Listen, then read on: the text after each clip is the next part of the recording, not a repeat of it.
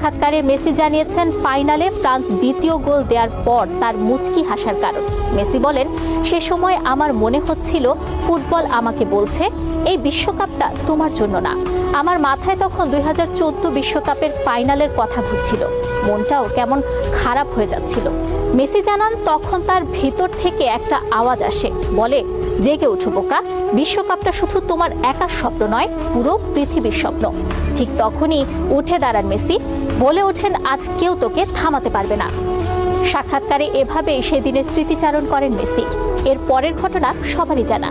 সেদিন শ্বাসরুদ্ধকর এক ম্যাচ দেখে গোটা ফুটবল বিশ্ব, যেখানে শেষ পর্যন্ত আর্জেন্টাইন গোলরক্ষক এমিলিয়ানো মার্টিনেজের বীরত্বে দীর্ঘ 36 বছর পর শিরোপা জিতে আলবিসেলেস্তেরা। সেদিনের ম্যাচ যারা দেখেছেন তারা জানেন, সর্বকালের সেরারা কখনো হার মানেন না। এভাবেই বারবার উঠে দাঁড়িয়ে রচনা করেন ইতিহাস।